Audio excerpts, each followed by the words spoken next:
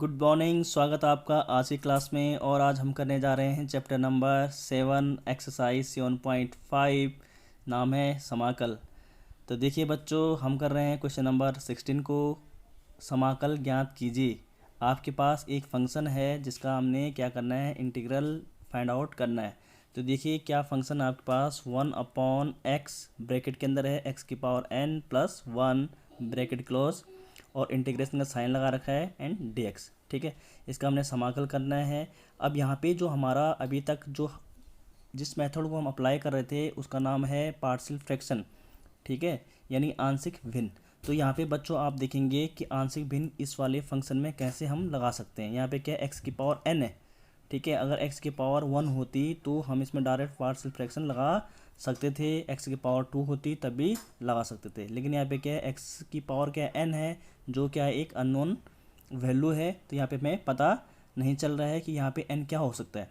तो हम इसके लिए क्या करेंगे कि x की पावर n को हम t लेते हैं। ठीक है, हम t रखा तो हम वो साइड क्या करते हैं, इसका डिफ्रेंशिएशन करते हैं। तो डिफ्रेंशिएशन करने पे आपको पता है कि n आगे आएगा, x⁻n-1 dx इक्वल टू क्या हो जाएगा, dt हो जाएगा। ठीक है, अब क्या करेंगे कि x⁻n-1 dx इक्वल टू हम क्या लिख देंगे, dt/n। ये n है वो अपॉन में चले जाएगा, जो मैंने यहाँ पे लिखा है। अब बात आती है यहाँ पे कि हमारे पास जो क्वेश्चन था यानी जो फलन था उसमें क्या था, नोमिनेटर में जो एक भिन्न है यानी कि आपके पास जो फ्रैक्शन है उसमें नोमिनेटर में 1 था और डिनोमिनेटर में क्या था, x⁻n+1। तो आप यहाँ पे देखेंगे कि हमारे पास x⁻n-1 dx इक्वल टू क्या है, dt/n। इसके थ्रू मुझे निकालने को मौका मिला। अब मैं यहाँ पे देखूंगा कि x⁻n-1 dx, जबकि यहाँ पे क्या है 1 dx है। तो इसका मतलब मुझे क्या करना पड़ेगा, x⁻n-1 का क्या करना पड़ेगा, नोमिनेटर में और डिनोमिनेटर में मल्टीप्लाई करना पड़ेगा। यानी कि ये कह लीजिए कि हमने x⁻n-1 का नोमिनेटर एंड डिनोमिनेटर में क्या किया, मल्टीप्लाई कर लिया। तो x⁻n-1 यहाँ पे आ जाएगा, यहाँ पे dx ऑलरेडी है, dx आ जाएगा। यहाँ पे भी हम क्या करेंगे, x तो पहले से था और जब इसके साथ हमने क्या किया, x⁻n-1 का मल्टीप्लाई किया, क्योंकि हम जब x⁻n-1 का नोमिनेटर में करेंगे तो डिनोमिनेटर में मल्टीप्लाई करेंगे। तो देखो डिनोमिनेटर जो आपका है वो था आपका x⁻n+1। अब इसमें मल्टीप्लाई करने के लिए बोल रहा हूँ x⁻n-1 की। तो आपको पता है कि बच्चों यहाँ पे x⁻1 है, यहाँ पे x की पावर क्या है, n-1 है। तो यहाँ पे आप देखेंगे कि जब बेस सेम होता है तो पावर क्या होती है, ऐड हो जाती है। तो 1 + n-1 हो जाएगा ये, क्योंकि इसकी पावर क्या है, n-1 है, इसकी पावर क्या 1 है। और यहाँ पे मल्टीप्लाई में ये एज इट इज़ मैं इसको नोट कर लूँगा, x⁻n+1। ठीक है, तो यहाँ -1 है, यहाँ +1 है, इससे कैंसिल आउट हो जाएगा। तो यहाँ पे आपका छूटेगा x⁻n.x⁻n+1। यानी कि कुल मिला के अब जब x⁻n-1 से नोमिनेटर और डिनोमिनेटर में मल्टीप्लाई हुआ तो आपने देखा कि अब आपके पास जो डिनोमिनेटर है वो बन जाएगा x⁻n+1। ठीक है, ये बन गया। अब यहाँ पे आप यहाँ से सीधे सीधे वैल्यूज़ को पुट कर लीजिए। तो देखेंगे हम यहाँ पे कि dx की जगह में तो मैं क्या रख दूँगा, x⁻n-1 dx की जगह मैं क्या रखूँगा, dt/n। तो ये वाला पूरा पोर्शन तो आपका क्या हो जाएगा, dt/n। तो dt/n, n को मैंने कांस्टेंट होने का बाहर निकाल दिया, 1/n इंटीग्रेशन यहाँ पे आ जाएगा आपका dt/n को मैं क्या रख रहा हूँ, t रख रहा हूँ। सारी वैल्यूज़ अवेलेबल है आपके पास, पुट कर लीजिए। x⁻n की जगह में आप t रखेंगे, x⁻n की जगह में हमने फिर t रखा तो t+1 हो जाएगा। तो अब नया आपका जो फंक्शन था वो नया टी के फॉर्म में नया आपके पास आ चुका है, जो पहले वाले से काफ़ी सिंपल है। यहाँ पे बच्चों आप अब यहाँ पे आंशिक भिन्न का प्रयोग कर सकते हैं, यानी कि इस भिन्न को आंशिक भिन्नों में तोड़ सकते हैं, यानी आंशिक मतलब छोटे छोटे भिन्नों में तोड़ सकते हैं। तुम यहाँ पे dt है तो इसको मैं 1 लिख सकता हूँ, 1 × dt। तो 1/t, t+1 को मैंने बाहर निकाल दिया, इसमें आंशिक भिन्नों में इसको तोड़ा तो a/t हो जाएगा। देखो t है, a/t + b/t+1। क्लियर। यहाँ से हमने, जैसे मैं आपको पता है यहाँ पे एलसीएम लेते हैं, t+1, इससे कैंसिल आउट हो जाएगा। ठीक है, वो साइड t+1 है, यहाँ पे भी t+1 हो जाएगा, कैंसिल आउट हो जाएगा। यहाँ पे इसका एलसीएम लिया तो ये क्या हो जाएगा, इसका क्रॉस मल्टीप्लाई करा लीजिए तो a t+1 यहाँ पे bt हो जाएगा। यहाँ पे हमने सॉल्व किया a t+1 + bt equation number 1 consider मैंने इसको कर लिया। अब क्या करते हैं कि t = -1 रखेंगे, यहाँ से इसको कुछ देर के लिए क्या करेंगे हम रफ में कि t+1 को मैं क्या ले लूँगा, 0। तो t बराबर क्या आ जाएगा आपका, -1 आ जाएगा। ठीक है, तो t की जगह में क्या रखेंगे आप, -1 रखेंगे, किसमें, इक्वेशन नंबर 1 में। तो आप देखेंगे यहाँ पे क्या होगा, इसकी वैल्यू 1 = ये तो जब t की जगह -1 रखोगे तो -1 + 1 क्या हो जाएगा, 0 हो जाएगा। और यहाँ पे t की जगह -1 रखा तो -bt हो जाएगा। तो b बराबर क्या हो जाएगा आपका, -1, माइनस कहाँ आ जाएगा, इस साइड आ जाएगा। यहाँ पे आपका फिर टी बराबर क्या रखोगे बच्चों आप 0, क्योंकि यहाँ पे कुछ है नहीं, तो सीधा सीधा टी बराबर 0 रखोगे इक्वेशन नंबर 1 में। तो आपको पता है कि टी बराबर 0 रखने पे यहाँ पे 0 + 1 हो जाएगा, तो 0 + 1 1 ही होता है, यानी कि ए आपका रह जाएगा यहाँ पे, ठीक है। और यहाँ पे b इंटू 0, तो b इंटू 0 क्या होगा आपका 0 हो जाएगा। तो आप देखेंगे यहाँ पे a इंटू 1 a हो जाएगा, a इक्वल डायरेक्ट 1 आ जाएगा। अब a और b की वैल्यू आप कहाँ पे पुट करेंगे, यहाँ पे रखने पे आप देखेंगे a की वैल्यू 1/t हो जाएगा, b की वैल्यू -1/t+1।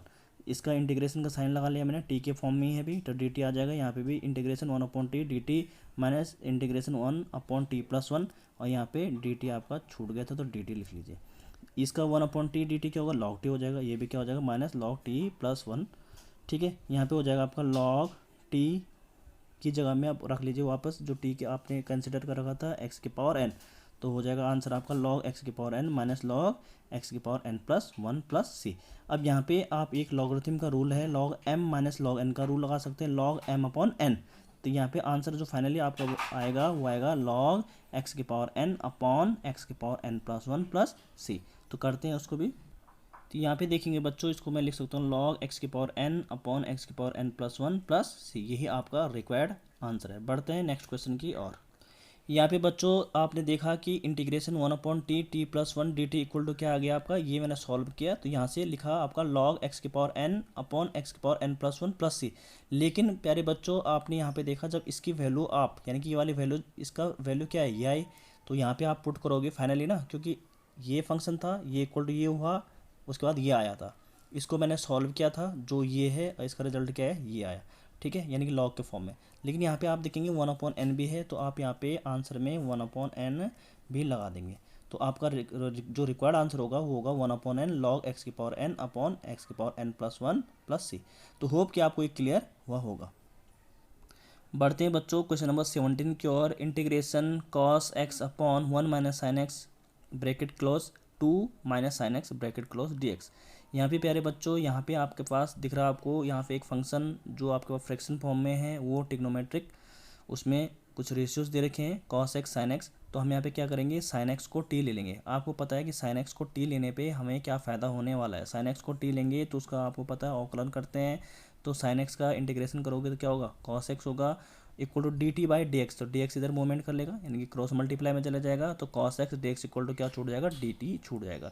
तो आप देखेंगे यहाँ पे cos x dx को क्या लिख सकते हैं आप, सिर्फ dt।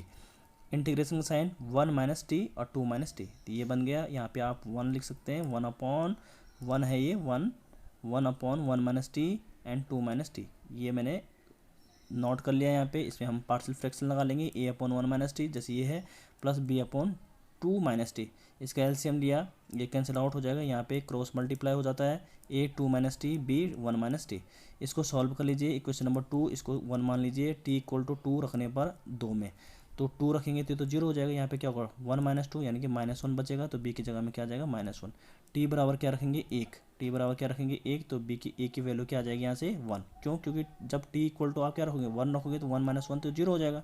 और यहाँ पे क्या हो जाएगा 2 - 1 यानी कि 2 में से 1 गया तो 1 बचेगा, यानी कि a तो रहेगा आपके पास, और ये क्या हो जाएगा 1 - 1 क्या हो जाएगा 0, तो a की वैल्यू क्या आ जाएगी 1। अब बच्चों यहाँ पे हम वैल्यू पुट कर लेंगे, साथ साथ इंटीग्रेशन का साइन भी अप्लाई कर लेंगे, 1/1 - t 2 - t dt। यहाँ पे इंटीग्रेशन का साइन लगा 1/1 - t dt माइनस इंटीग्रेशन का साइन 1/2 - t dt। यहाँ पे आपको पता है कि इसको डायरेक्ट log t मत लिख लेना, ये log t नहीं होगा, यहाँ पे होगा आपका -log 1 - t। अब आप सोचेंगे कि सर ये माइनस कहाँ से आ गया, तो आपको बच्चों डायरेक्ट नहीं करना होता है, 1 - t को आप क्या लिख लेंगे कुछ देर के लिए u, क्या लिख लेंगे u, क्योंकि t तो पहले भी मान चुका, तब t को t दोबारा नहीं ले सकता, तो यहाँ पे मैं अलग अलग से एक वेरिएबल ले सकता हूँ u। अब इसका डिफ्रेंशिएशन करोगे तो क्या हो जाएगा, ये तो 0 हो जाएगा, तो माइनस क्या हो जाएगा dt इक्वल टू क्या हो जाएगा du, तो dt इक्वल टू क्या हो जाएगा -du। तो इसका मतलब क्या हुआ कि जहाँ पे dt है वहाँ पे आप क्या रख सकते हैं -du रख सकते हैं। तो देखिए यहाँ पे आप रख सकते हैं इसे 1 ये तो t हुआ, सॉरी u हुआ u, क्योंकि नीचे वाला पोर्शन क्या है 1 - t को क्या रख रहे हैं आप u रख रहे हैं, और dt को क्या रखेंगे -u, तो माइनस बाहर आ जाएगा, ये हो जाएगा आपका du। dt को क्या रखा आपने -du, dt को क्या रख रहे हो आप -du, तो माइनस बाहर निकालना पड़ेगा आपको, तो माइनस इसको लिख सकते हैं -log u, तो ये हो जाएगा +c1, तो ये हो जाएगा आपका log u की जगह में वापस कर लीजिए, u की जगह में क्या रखोगे आप 1 - t +c1, तो आपने देखा यहाँ पे क्या आएगा, minus log one minus T आया। तो मैंने डायरेक्ट लिखा है, अगर वन माइनस टी है तो माइनस आएगा, अगर टी माइनस वन होता तो यहाँ पे प्लस ही आता। ठीक है, ये ध्यान देने वाली बात है। तो इसको चाहे आप समझ में नहीं आया ये डायरेक्ट कैसे लिखा, तो उसके लिए मैंने ये पूरा लिखा है, यहाँ पे एक्सप्लेन कर दिया है कि कैसे इसको हमने माइनस लिखा। तो minus log one minus T आएगा, सी वन यहाँ पे आएगा, यहाँ पे सी टू आना था तो मैंने डायरेक्टली सी रख लिया, क्योंकि सी वन प्लस सी टू हम क्या रखते हैं, देखो इसका सी वन आएगा ना इंटीग्रेशन करके आंसर में, इसका सी टू आता। तो फाइनली मुझे आंसर में क्या लिखना है, सी लिखना है, तो सी वन प्लस सी टू को मैं क्या लिखता, सी लिख लेता। ठीक है, अब यहाँ पे आपको पता है लॉगरिथम का रूल है। लॉगरिथम का रूल क्या कहता है कि भाई अगर आपके पास माइनस लॉग एम है, क्या है, एम है, और आप उसको पॉजिटिव लॉग एम चाहते तो आप लिख सकते हैं, इसे पॉजिटिव लिखो, इसको नेगेटिव हटा दो ऐसा, लेकिन उसके लिए वन अपॉन एम लिखना पड़ता है। ठीक है, समझ में बात आई।